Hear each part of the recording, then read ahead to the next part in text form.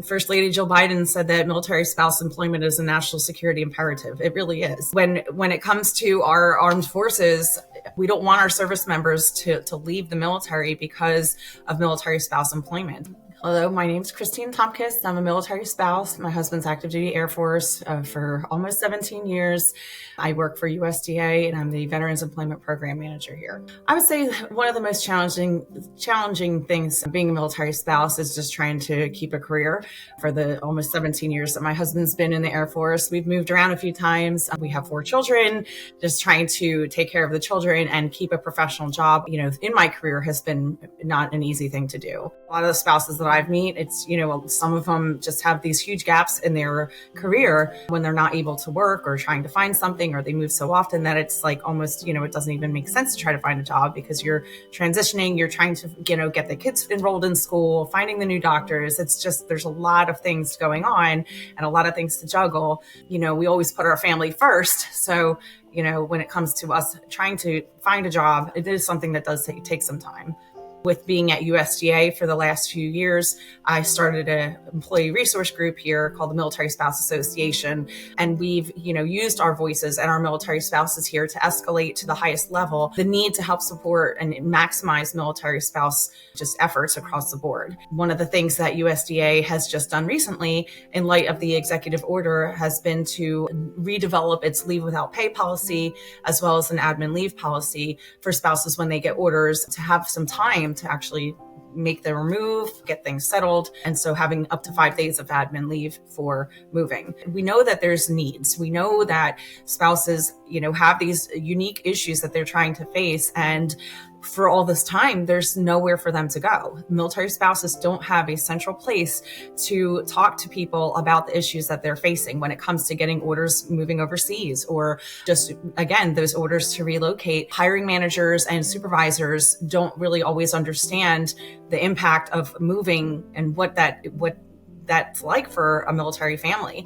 And so it's easier to say, no, I'm not going to let you work remotely when you move. One of the things that we really did here at USDA with our Military Spouse Association is take these issues and concerns and hear the military spouses and take it to the highest level that we could.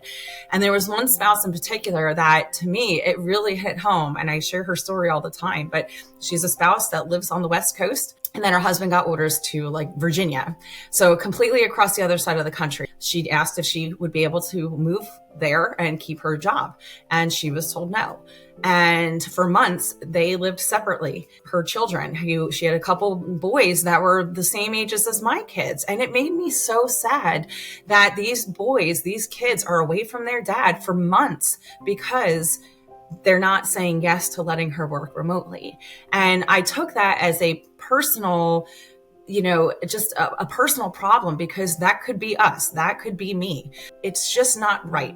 We need to have someone that can help her get a job in USDA or another federal agency so she can keep working. We need to get their kids back to their father.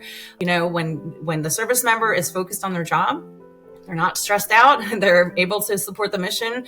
And military spouse employment is a huge part of that. There's options for companies to be flexible to keep military spouses on board. There's solutions to this problem that, we can manage and we can change things. Military spouses are a very, very small percentage of the country. When even in the federal government, we don't represent a large number, but we are a very diverse group. When you think about DEIA right now, we're probably the most diverse individuals in the country because we come from all over the world. And we have a really broad, array of skills that we bring to the workforce. For military spouses, just keeping our job. It's important for us. It's important for our service members. And again, back to that whole dual income. I know for me, having 4 children, if I was to be out of a job tomorrow, just because my husband gets orders, you talk about mortgages or car payments or, just any basic needs. Having a job is a need. I really want to see the unemployment rates start to come down. And I do think that awareness factor is starting to increase, especially because we have this executive order. First Lady's office is hearing our concerns. She's hearing our voices. And I'm really glad to see that this change is starting to come. I still think we have a long way to go, but I do think that, It's been like baby steps over the years, but we're getting there. I just hope that it doesn't take 10 more years to get that number down.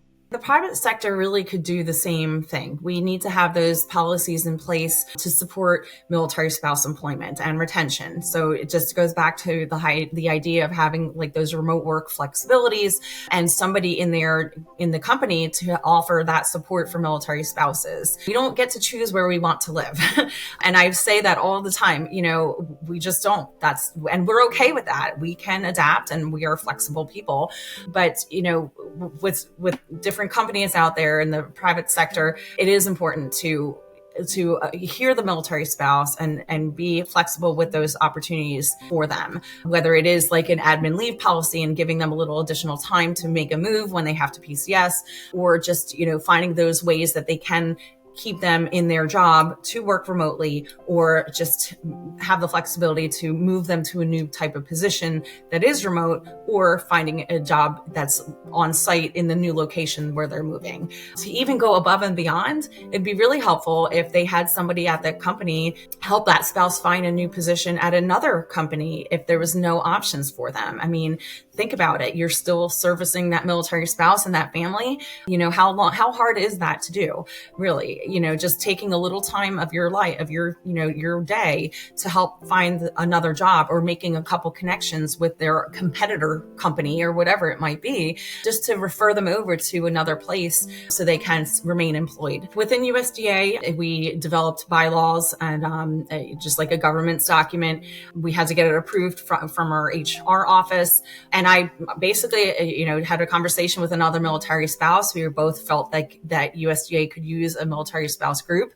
It wasn't long, before we had, other spouses who had heard of us and join us. Fortunately for us, as the president of the Military Spouse Association, I was asked to speak at a Veterans Day event a couple years ago, and that gave me an opportunity to announce our Military Spouse Association.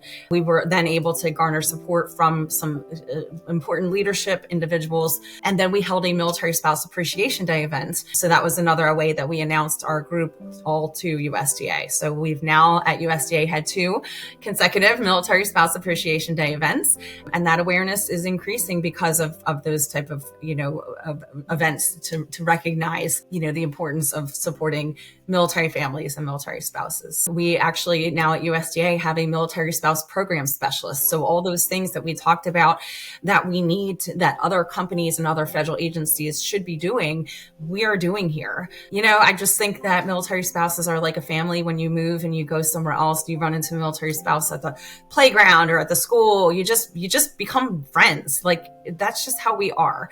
And I love the attitude. I love the military life. It's a wonderful experience. And I really hope that these interviews and this continued advocacy that we are doing together really makes a difference in the military spouse world. So we need it. And we're glad that people are listening, and we're glad that you're listening and really helping us to get the word out there that we need the help. We are good people and we need the help.